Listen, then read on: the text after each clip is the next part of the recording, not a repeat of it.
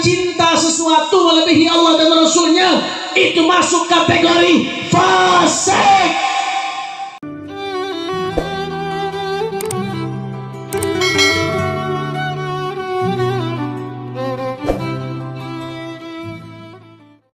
Wabarakatuh.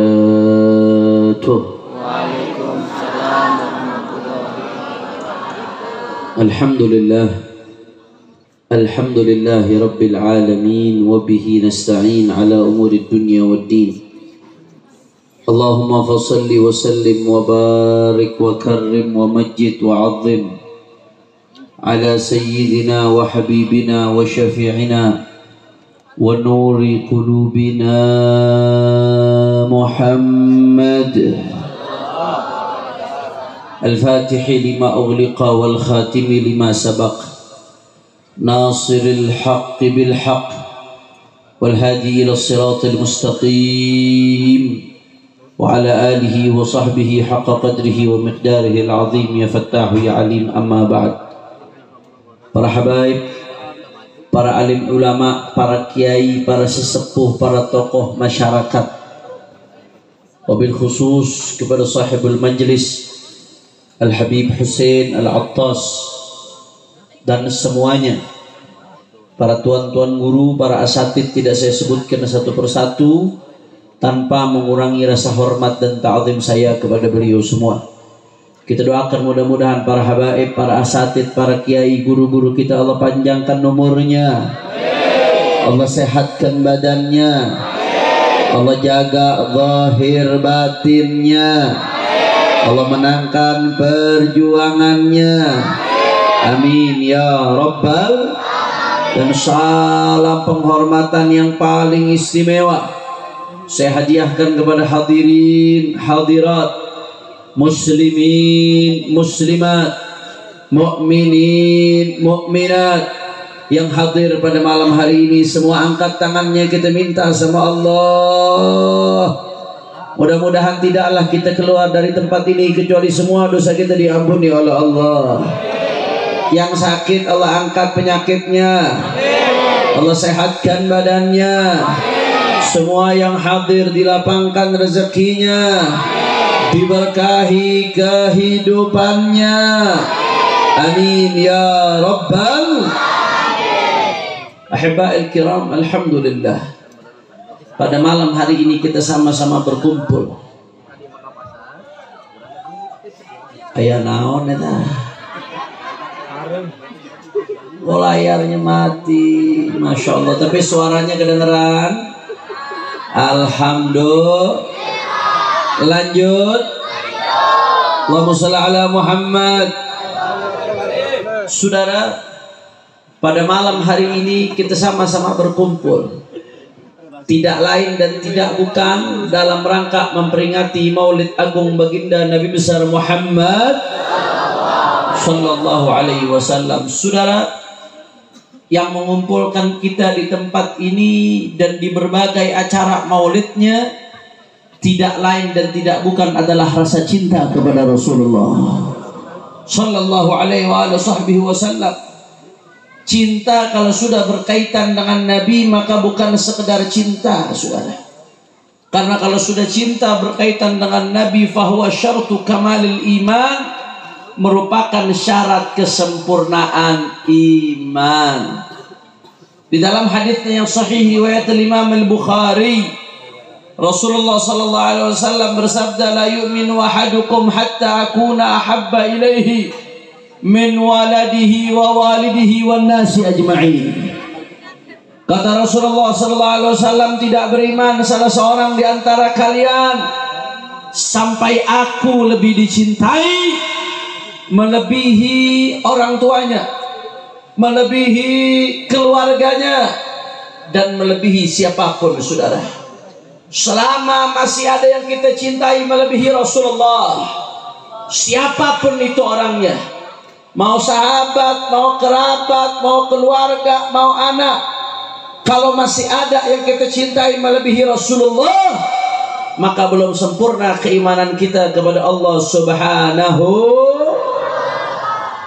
Jangankan kepada orang lain, kerabat, sahabat, keluarga, diri sendiri, saudara. Dalam hadis lain riwayat Sahih Bukhari juga, Rasulullah SAW bersabda, lanjut. Allahumma shalli ala Muhammad. Saya lagi ngirit-ngirit tenaga, Bu, Pak.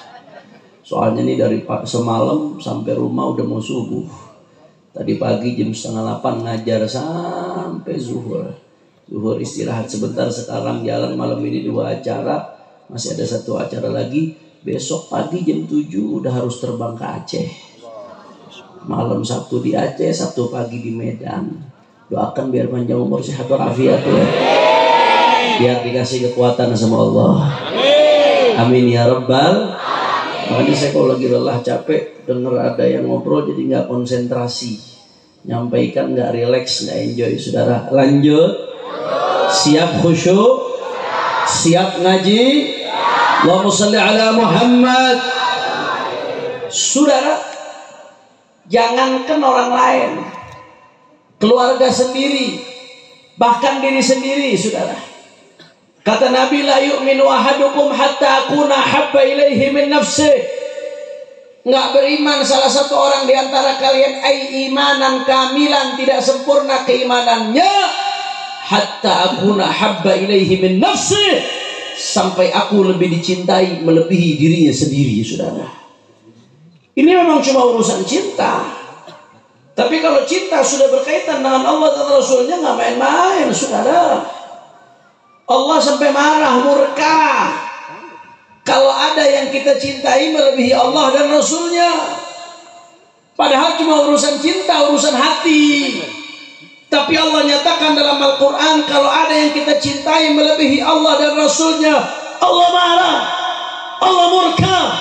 Faqala ta'ala, a'udhu billahi minasyaitanir rajim, qul in kana aba'ukum wa abna'ukum wa ikhwanukum wa azwajukum wa ashiratukum wa amwalun iktaraftumuha wa tijaratun takhshawna kasadaha wa masakinu tardawnaha ahabba ilaikum minallahi wa rasulihi wa jihadin fi sabilih fatarabbasu hatta ya'ti Allahu bi amrih wallahu la wallahu la yahdil qaumal fasiqin. Allahumma shalli ala Muhammad.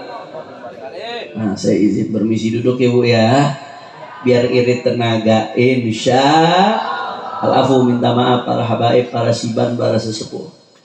Saudara, ini urusan cinta.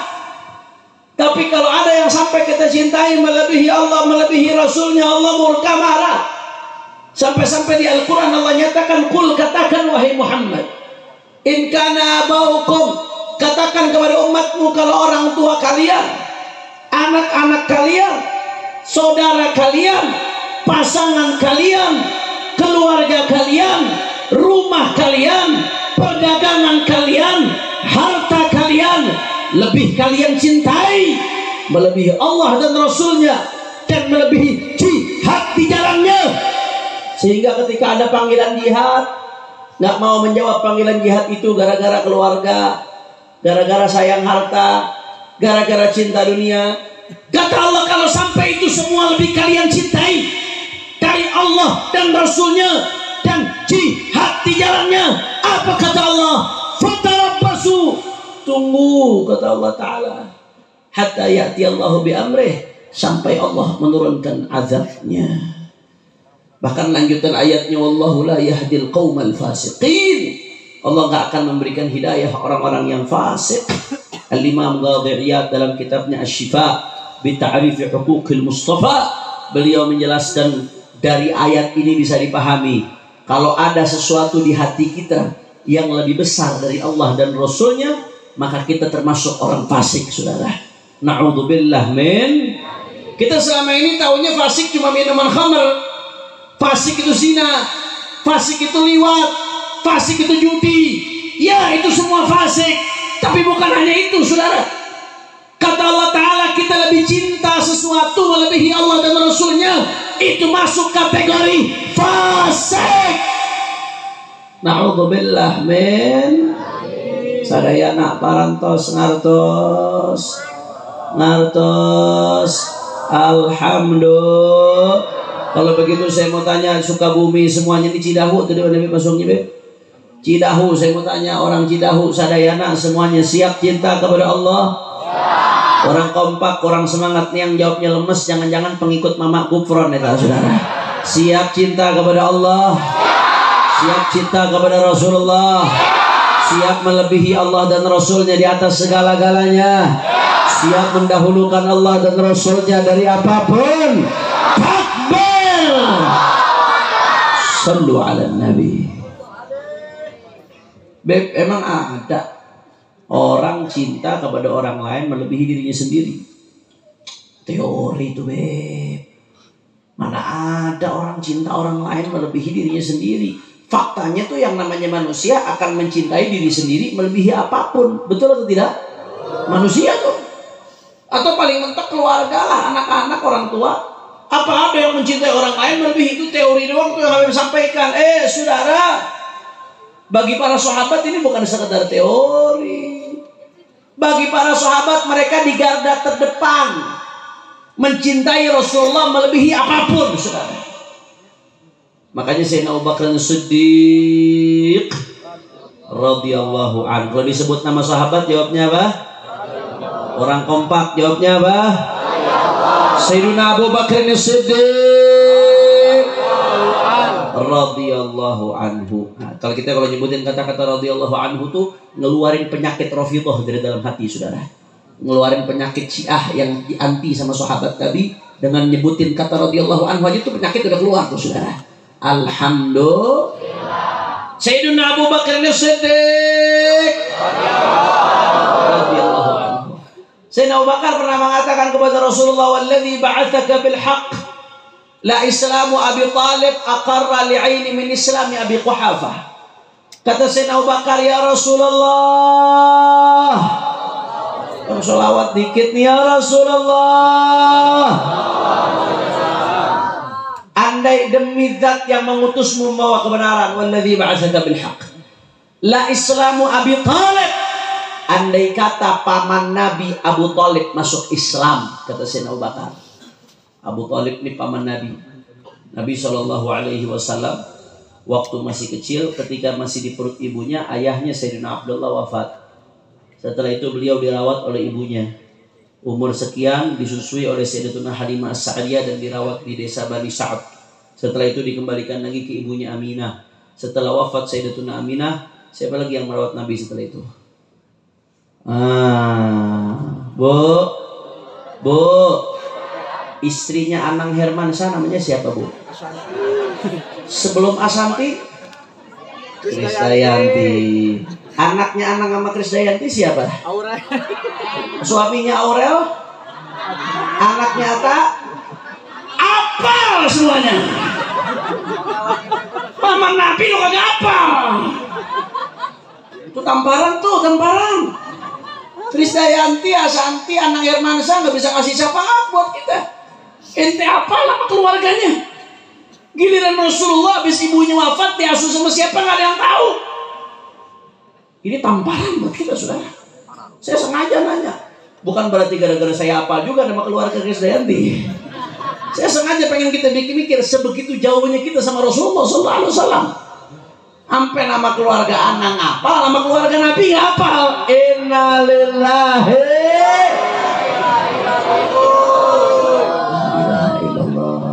Saudara, yang merawat Nabi setelah wafatnya Siti Aminah adalah kakek Nabi Abdul Muttalib. Setelah Abdul Muttalib wafat, yang merawat Nabi Abu Talib pamannya ayah dari Sayyidina Ali bin Abi Thalib, saudara dari Abdul. Berarti Nabi sama Sayyidina Ali bin Abi Thalib itu sepuh. Alhamdulillah. Abu Talib, saudara, dirawat Nabi sama Abu Talib, saudara. Bahkan sampai Nabi SAW diutus, Abu Talib pasang badan kalau Nabi diganggu oleh kufar Quraisy. Nabi pengen banget Abu Talib masuk Islam. Cuman saat itu Abu Talib punya misi. Kalau Abu Talib terang-terangan masuk Islam, beliau nggak bisa jalankan misi buat pasang badan untuk Nabi, saudara. Abu Talib ini disegani oleh kufar Quraisy. Nabi diganggu kufar Quraisy, Abu Thalib yang maju, saudara. Kalau beliau terang-terangan menunjukkan syahadat, nanti kufar Quraisy nggak segan lagi sama beliau. Makanya beliau nggak terang-terangan. Walaupun nanti di akhir hayatnya apakah Abu Thalib masuk Islam apa kagak, ada khilaf di antara ulama Ahlus Sunnah wal Jamaah. Sebagian ulama Ahlus Sunnah mengatakan Abu Thalib sampai akhir hayat nggak ngucapin syahadat. Tapi banyak di antara ulama Ahlus Sunnah wal Jamaah, khususnya yang dari kalangan Ahlul Bait, khususnya ulama Ahlus Sunnah wal Jamaah yang dari kalangan Sufiyah, mengatakan Abu Thalib wafat dalam keadaan Islam. Sampai-sampai Sayyid Ahmad Zaini Dahlan, ulama besar di Mekah, guru daripada ulama-ulama besar di Indonesia, nulis kitab judulnya Asnal Matalib fi Najati Abi Thalib. Juga Imam Al-Barzanji nulis kitab khusus jelasin tentang keselamatan Abu Thalib, bahwasanya Abu Thalib masuk Islam. Alhamdulillah. Singkat cerita, saat itu Nabi pengen banget Abu Thalib masuk Islam, pengen luar biasa. Makanya Sayyidina Abu Bakar bilang, la Islamu Abi Thalib agar li'ini min Islam Abi Quhafah. Kata Sayyidina Abu Bakar Siddiq, andai kata ayah paman Nabi Abu Thalib masuk Islam, itu lebih membuat saya senang, kata Sayyidina Abu Bakar, ketimbang ayah saya sendiri Abu Quhafah yang masuk Islam. Loh, emangnya Sayyidina Abu Bakar nggak sayang sama ayahnya? Kok senangan Abu Thalib yang masuk Islam? Sudah, jawabannya saya kata Sayyidina Abu Bakar, li'annahu aqarr li'ainik. Karena kalau Abu Thalib masuk Islam, itu lebih bikin gembira hatinya baginda Nabi Muhammad. Allahumma shalli ala Muhammad. Allahumma shalli ala Muhammad. Karena urusan Rasulullah SAW yang lain dikesampingkan dulu, Sayyidina Abu Bakar. Sayyidina Umar bin Khattab radhiyallahu anhu enggak mau kalah.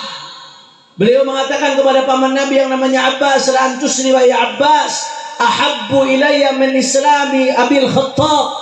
Wahai Abbas, andai kata kamu masuk Islam, saat itu paman Nabi Abbas baru masuk Islam, andai kata kamu masuk Islam, itu lebih membuat saya gembira, lebih membuat saya senang daripada bapakku sendiri Khattab yang masuk Islam. Kenapa? Karena kalau engkau masuk Islam, wahai Abbas, itu lebih bikin gembira hatinya baginda Nabi Muhammad.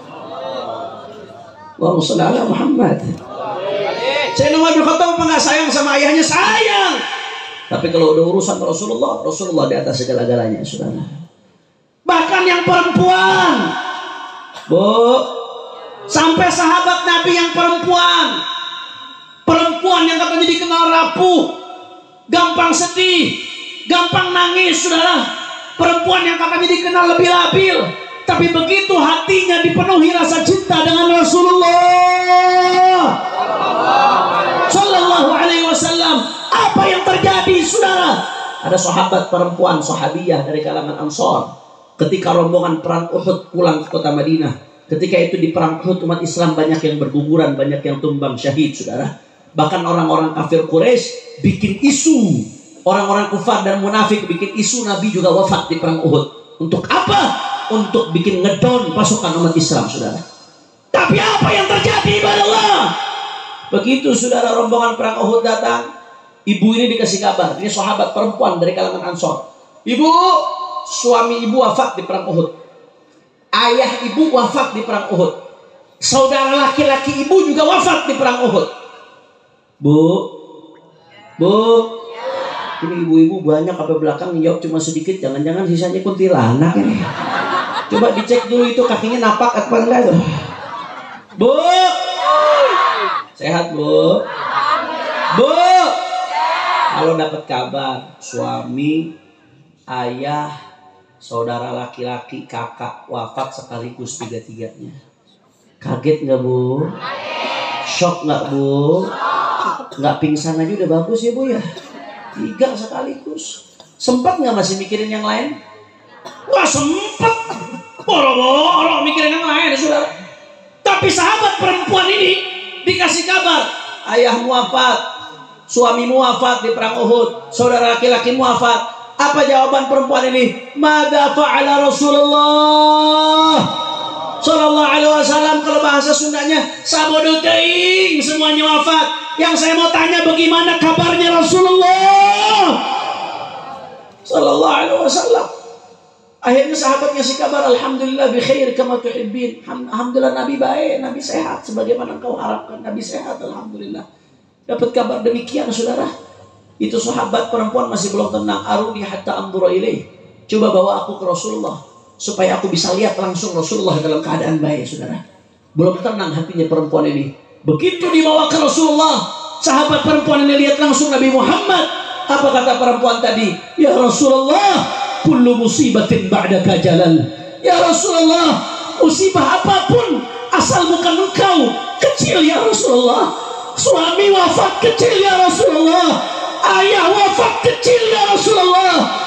Kakak wafat kecil ya Rasulullah. Asal bukan engkau ya Rasulullah. Saudara, perempuan ini apakah nggak punya hati? Apakah nggak sedih? Keluarganya meninggal, sedih.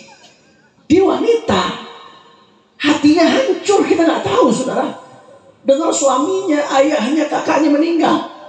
Tapi karena Nabi Muhammad sudah memenuhi hatinya, saudara. Maka kalau udah urusan Nabi, yang lain kalah, saudara. Ini baru yang namanya cinta. Orang akan merasakan kenikmatan iman seperti ini kalau dia sudah seperti yang disebutkan dalam hadis sahih riwayat Al-Bukhari. Kata Rasulullah sallallahu alaihi wasallam, "Thalathun man kunna fihi wajada halawatal iman." Kalau ada 3 hal dalam hati seseorang, dia akan merasakan manisnya iman, saudara. Apa 3 hal tersebut, ibadallah? Di antaranya kata Rasulullah, an yakunallahu wa rasuluhu ahabba ilaihi mimma siwahuma. Allah dan Rasulnya lebih dicintai dari yang lain-lainnya, saudara. Kalau Allah dan Rasulnya sudah lebih dicintai dari yang lain-lain, maka akan merasakan manisnya iman. Yang penting Allah, yang penting Nabi Muhammad. Allah dan Nabi Muhammad akan ada di atas segala-galanya, saudara. Alhamdulillah. Saya mau tanya, kira-kira sampai sini sadayana parantos ngartos? Sadayana parantos ngartos? Kalau begitu cintanya sahabat kepada Nabi dahsyat atau tidak? Hebat atau tidak? Luar biasa atau tidak? Siap cinta kepada Allah, siap cinta kepada Nabi, siap meletakkan Allah dan Rasulullah di atas segala-galanya, siap mencintai Allah dan Rasulnya melebihi segala-galanya. Cidahu semua angkat tangannya. Takbir, takbir, takbir. Sallu ala Nabi.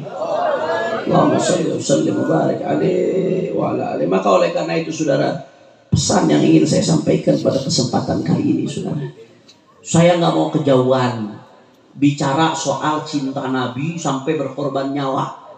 Orang-orang yang imannya tipis kayak kita kejauhan, saudara. Kejauhan lah kalau bicara cinta Nabi sampai berkorban keluarga, kejauhan. Nggak usah jauh-jauh. Berapa banyak di antara kita yang ngakunya cinta Nabi, tapi ngalahkan rasa ngantuk aja buat jalankan perintah Nabi nggak bisa, saudara. Ngaku cinta Nabi, tapi perintah Nabi dikalahkan dengan tidur, dikalahkan dengan rasa malas, dikalahkan dengan rasa ngantuk. Ngaku cinta Nabi, tapi subuhnya kesiangan, pret. Betul atau tidak? Oh, pengen orang Sukabumi ini, anak-anak umat Islam ini yang subuhnya kesiangan. Ayah loh, Pak. Ayah loh, Pak. Ibu-ibu, Bu. Bu. Anak-anak muda yang susah dibangunin subuh, ayah loh, Pak. Ayah loh, Pak. Kadang-kadang malamnya maulid, subuhnya nggak sholat, saudara. Ketololan macam apa ini, saudara? Ngaku cinta Nabi, melawan rasa ngantuk buat Nabi nggak bisa. Kadzab, dusta, saudara. Padahal Nabi dalam hadis sahih Rasulullah SAW mengatakan, ketika Nabi ditanya, dzukira indahu rajulun nama hatta tatlu'a asy-syams. Ketika ditanyakan ke Rasulullah, ya Rasulullah, ini ada orang yang tidur sampai terbit matahari, subuhnya kesiangan. Kumaha, bagaimana ya Rasulullah? Apa kata Rasulullah SAW? Orang yang subuhnya kesiangan, dzaka rajulun bala syaitanu fi udhunih. Orang yang subuhnya kesiangan, itu setan kencing di kupingnya, saudara. Itu hadis sahih, Nabi yang ngomong. Makanya saya katakan kalau ada orang kesiangan subuh, palanya jadi jamban setan. Siapapun dia, mau orang ganteng, mau orang kaya, mau pejabat, mau titelnya tinggi, mau ustadz, mau habib lagi saudara. Subuh kesiangan, jamban setan. Betul tuh? Betul tuh? Bu, bu. Jadi kalau kesiangan subuh kupingnya dikencingin, berarti palanya jadi jamban. Berarti kalau ibu punya suami subuhnya kesiangan, pala suami jadi jamban. Kalau ibu nyium suami yang subuhnya kesiangan, berarti nyium jamban. Makan itu jamban saya. Saya mengingatkan, ini bukan bercanda. Ngaku cinta Nabi, tapi subuh aja nggak bisa bangun. Cinta dari mana? Nggak usah kejauhan deh, bicara cinta Nabi berkorban nyawa, berkorban segala-galanya. Berapa banyak di antara kita ngaku cinta Nabi, tapi mengalahkan syahwat mata saja demi perintah Rasulullah nggak bisa. Ngaku cinta Nabi tapi masih demen lihat yang haram, matanya nggak bisa dijaga, masih suka lihat yang haram-haram melalui Instagramnya, melalui TikToknya, melalui YouTube-nya, suka lihat yang haram-haram, bahkan masih suka pornografi. Saya harus ungkap masalah ini. Kenapa? Saya sampaikan di berbagai kesempatan, saudara. Karena saya sedih, terpukul luar biasa. Saya melihat data dari KPAI, Komisi Perlindungan Anak Indonesia. Begitu juga saudara data dari Kementerian Pemberdayaan Perempuan dan Anak Indonesia. Anda tahu saudara, nggak usah jauh-jauh orang dewasa, anak kecil saja. Ini anak kecil umatnya Rasulullah SAW di Indonesia, anak-anak kecil di bawah umur. Itu anak-anak kecil di bawah umur yang mengakses pornografi. Anak laki-laki 65% lebih yang di bawah umur pernah mengakses pornografi, saudara. Anak perempuan, ini perempuan, 60% anak perempuan di bawah umur pernah mengakses pornografi. Ini zamannya. Itu yang pernah mengakses. Ada data lagi 2023, itu anak kecil di bawah umur yang kecanduan pornografi lebih dari 5,5 juta orang, saudara. Ini calon generasi penerus umat Nabi Muhammad ini, saudara. Yang anak muda ini baru yang anak kecil, belum yang muda, yang dewasa, belum yang mahasiswa, belum yang bapak-bapak, belum yang udah bangkotan, saudara. Saya harus jelaskan ini kenapa? Karena hati-hati Bapak Ibu sekalian, perhatikan baik-baik, khususnya anak-anak muda, diperhatikan baik-baik. Bagaimana bahayanya pornografi, saudara? Allah tuh ciptakan di manusia ada otak nggak manusia? Tapi binatang kalau kasih otak nggak? Dikasih. Binatang juga dikasih otak. Makanya kalau Idul Adha dapat kambing, disembelih kambingnya, palanya dijadikan gulai, dijadikan sop. Begitu dibelek pala kambing, ayah otaknya ente? Ayah otaknya. Binatang juga ayah otak. Apa yang membedakan otak binatang dengan otak manusia? Nih perhatiin baik-baik. Para ilmuwan menjelaskan, di otak manusia tuh Allah ciptakan satu tempat namanya PFC. Adanya di bagian depan nih. Kalau kita megang kepala di jidat nih, kita tepok jidat, itu ada bagian otak namanya PFC, prefrontal cortex. Ini salah satu bagian otak yang paling penting. Itu yang membedakan otak manusia dengan otak binatang. Fungsinya PFC, dia menjadi leader, pimpinan untuk memberikan instruksi ke bagian-bagian otak yang lain. Dia fungsinya PFC di otak manusia ini, Pak Bu, ini untuk membedakan mana baik, mana buruk, mana benar, mana salah. Untuk membedakan, saudara, bagaimana seseorang bisa bijak dalam mengambil keputusan. Apakah dia bisa beretika, berakhlak yang baik atau tidak. Itu fungsi PFC. Berarti fungsinya penting atau tidak? Penting. Celakanya PFC gampang rusak. Bagaimana PFC bisa rusak? Salah satunya, saudara, kalau otak banyak memproduksi dopamin. Bagaimana otak memproduksi dopamin secara berlebih, Habib? Karena beberapa hal. Satu diantaranya, kalau orang kecanduan narkoba. Orang kalau udah kecanduan narkoba, otaknya akan banyak memproduksi dopamin. Ketika otaknya banyak memproduksi dopamin, ketika kecanduan narkoba, saudara, maka di situ PFC-nya akan terendam daripada dopamin, rusak otaknya, saudara. Makanya orang kalau udah kecanduan narkoba, sikapnya hancur atau tidak? Pikirannya hancur apa enggak? Dinasihatin susah atau tidak? Karena PFC-nya udah rusak, otaknya rusak, saudara. Na'udzubillah min. Tapi ada yang lebih parah dari narkoba. Narkoba rusaknya di 3 titik, parah itu. Tapi di 3 titik. Ada yang lebih parah dari narkoba, dia merusak sampai di 5 titik di otak manusia. Apa namanya, saudara? Narkolema. Namanya apa? Narkolema. Orang Sukabumi pernah dengar narkolema? Belum pernah. Artinya narkoba lewat mata. Narkoba lewat. Apa maksudnya narkoba lewat mata, Habib? Pornografi. Itu narkoba lewat mata, saudara. Dirusak otak manusia. Orang kalau udah kecanduan narkoba lewat mata, udah kecanduan pornografi, sering nonton porno asik, nonton porno, saudara, otaknya akan banyak memproduksi dopamin. Begitu otaknya banyak memproduksi dopamin, maka PFC-nya akan terendam. Ketika PFC-nya terendam, rusaklah itu yang namanya PFC, saudara. Bahkan ada ilmuwan melakukan penelitian, otak yang rusak karena kecanduan narkoba itu rusaknya sama. Kalau diperiksa dengan alat MRI, rusaknya sama seperti otak yang terkena tabrakan ketika kecelakaan, saudara. Jadi kalau ada orang nih kecelakaan naik motor, beng, palanya tabrakan, na'udzubillah min, rusak otaknya. Itu kerusakan yang terjadi sama akibat kerusakan yang terjadi akibat kecanduan narkoba, saudara.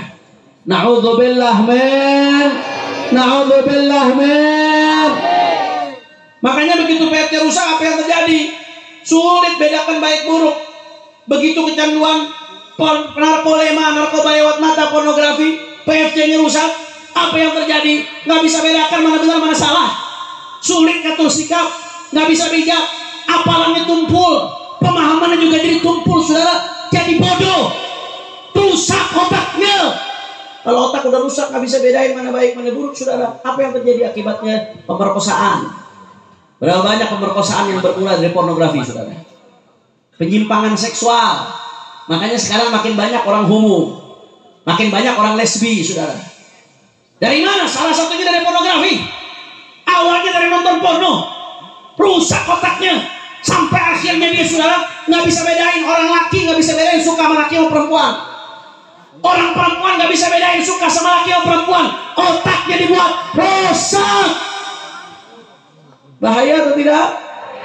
Kalau sudah otaknya rusak gara-gara pornografi, Bu, jangan kaget kalau susah dinasehatin, ngelawan sama orang tua, tidak bisa diajak baik, otaknya rusak.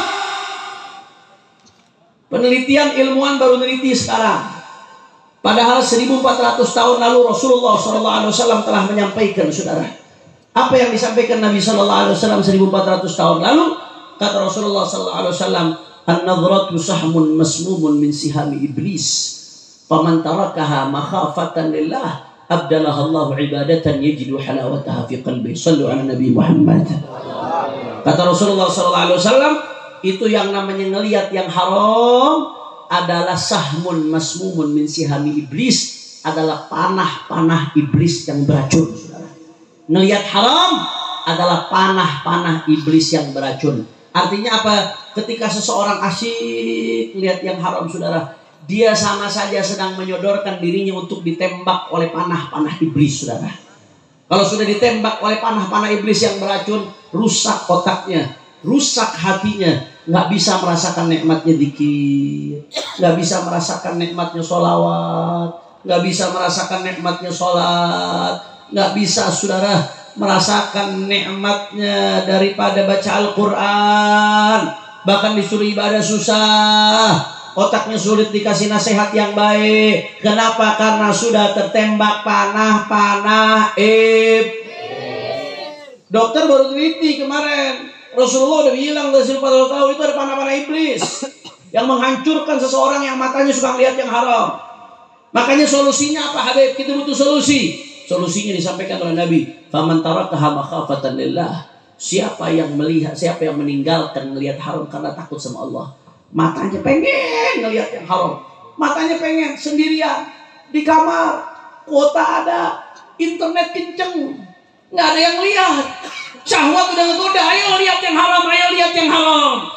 Tapi tarakaha makhafatan lillah, dia tinggal karena takut sama Allah. Dia sadar dirinya diawasi Allah. Dia sadar, saudara, bahwasanya dia dalam pengawasan Allah, dilihat oleh Allah, diketahui oleh Allah. Faman tarakaha makhafatan lillah, siapa yang meninggalkan melihat haram karena takut sama Allah Subhanahu wa taala, apa yang akan dia dapatkan, saudara? Kata Rasulullah sallallahu alaihi wasallam, kalau orang sudah bisa jaga matanya, abdalahu ibadatan yajidu halawataha fi qalbih, Allah akan ganti dengan ibadah yang dia akan rasakan manisnya di dalam hati. Mau sholat enteng dan ngerasakan nikmatnya sholat, mau baca Quran enteng ngerasakan nikmat baca Al-Quran, mau zikir enteng ngerasakan nikmat zikir, diajak baik gampang, dinasehati gampang. Sudah, karena sudah takut kepada Allah Subhanahu. Maka oleh karena itu Bapak Ibu sekalian, saya ingatkan pada kesempatan kali ini, saudara semuanya, saya ingatkan untuk anak-anak muda yang pernah bersentuhan dengan barang-barang haram seperti ini. Kata Imam Al-Habsyidah, waktu taubatikal asida batatu. Sekarang nih majelis maulid, waktunya kamu taubat kepada Allah. Nggak ada kata terlambat kalau mau taubat. Sayang-sayang otak yang Allah kasih ke kamu jangan kamu rusak dengan pornografi, saudara. Anak-anak muda, jangan sampai keasikan nonton porno sampai lupa. Mata yang udah keseringan lihat porno, bagaimana di akhirat memandang Nabi Muhammad? Mata yang udah keasikan lihat porno, bagaimana di akhirat memandang Nabi Muhammad Sallallahu alaihi wasallam? Ayo anak-anak muda sekarang tobat. Yang pernah tobat, saudara, masing-masing pasti ada yang pernah melakukan kesalahan. Siapa sih yang gak punya kesalahan? Cuma bedanya ada yang Allah tutup, ada yang Allah buka. Karena Allah sayang masih tutup, saudara. Segera kembali kepada Allah Subhanahu wa ta'ala. Untuk orang tua saya ingatkan khususnya, Anda yang ngasih HP buat anak Anda, tolong dikontrol HP anak Anda. Jangan udah kejadian baru nyesel, Bu. Sekarang banyakkah anak yang rusak gara-gara HP? Banyak nggak? Banyak nggak? Berapa banyak orang tuanya di majelis, orang tuanya zikir di masjid, tapi anak perempuannya di kamar video call dengan laki-laki yang haram. Periksa dengan siapa anak-anak Anda komunikasi, saudara. Coba dilihat, bapak ibu-ibu yang ngasih HP ke anak jangan ditinggal. Lihat apa yang dibuka anaknya, lihat Instagramnya, lihat TikToknya, saudara. Lihat YouTube-nya, lihat histori pencariannya, saudara. Jangan ditinggalkan begitu saja. Kalau anak udah rusak otaknya, dikasih nasihat udah gak bisa dengar, baru nyesal, saudara. Coba dicek anak-anak Anda. Silakan Bu, hati-hati Bu. Jangankan sampai game Bu, game. Anak-anak kecil kelihatannya main game. Saya pernah dapetin anak kecil di pinggir jalan main game. Betul yang dimainin game, tapi iklannya berbau porno, saudara. Kadang-kadang sampai game anak-anak kecil kita dirusak. Na'udzubillah min. Coba diawasi, jangan sampai anak yang udah capek-capek kita didik dihancurkan gara-gara handphone. Maka oleh karena itu, ayo mulai dari diri kita sendiri. Mari perangi pornografi. Sayangi otak yang dikasih sama Allah Subhanahu wa ta'ala. Jaga mata ini agar bisa besok mandang baginda Nabi Muhammad Sallallahu alaihi wasallam. Untuk orang-orang tua, jaga anak-anaknya, perangi pornografi di rumah Anda. Untuk pemerintah kami minta ketegasan. Kalau ada yang terlibat pornografi, entah pemerannya, entah produsernya, entah pemilik websitenya, entah yang men-share-nya, entah pemodalnya, jangan ditoleransi. Tangkap, saudara, karena itu yang merusak keluarga, saudara. Betul, betul. Oke, saya mau tanya semua Sukabumi, jawab yang opat. Siap perangi pornografi? Kurang keras, siap perangi pornografi? Siap perangi pornografi? Siap perangi berbagai kemaksiatan? Siap jaga keluarga kita? Siap jaga diri kita? Siap cinta kepada Allah? Siap cinta kepada Rasulullah? Siap lawan maksiat demi Allah dan Rasulnya? Semua angkat tangannya Sukabumi, takbir! Sallu ala Nabi. Allahumma salli wa sallim wa barik alaihi. Makanya terakhir sebagai penutup, saudara, karena saya masih ada satu acara lagi. Terakhir sebagai penutup, saudara, saya ingin ingatkan pesan Abu Yazid Muhammad bin Ali bin Abbas Al-Maliki Al-Hasani alaihi rahmatullah. Kata Abu Yazid Muhammad, kalau mau melakukan sesuatu, lihat dulu kira-kira Rasulullah ridho apa enggak. Kalau sekiranya Rasulullah ridho, jalankan. Tapi kalau sekiranya Rasulullah nggak ridho, maka jangan coba-coba kita jalankan. Dari mana kita mau cari pertolongan kalau Rasulullah udah murka sama kita? Na'udzubillah. Amin. Maka terakhir sama-sama kita baca sholawat. Mudah-mudahan berkat sholawat yang punya hajat Allah kabul hajatnya. Amin. Yang sakit Allah angkat penyakitnya. Amin. Allah sehatkan badannya. Amin. Semua yang hadir dilapangkan rezekinya. Amin. Diberkahi kehidupannya. Amin. Dan kita doa mudah-mudahan barakah salawat Palestina diberikan kemenangan oleh Allah, Israel dihancurkan oleh Allah, dan mudah-mudahan barakah salawat Indonesia diberkahi oleh Allah, pemimpinnya dikasih hidayah dan taufik oleh Allah. Amin ya Rabbal, amin ya Rabbal. Ayo sama-sama semua kita baca salawat semuanya. Hadrah masih ada hadrah? Ayo semuanya. Allahumma salli ala sayyidina Muhammad wa asyrafil suaranya semua. Allahumma salli ala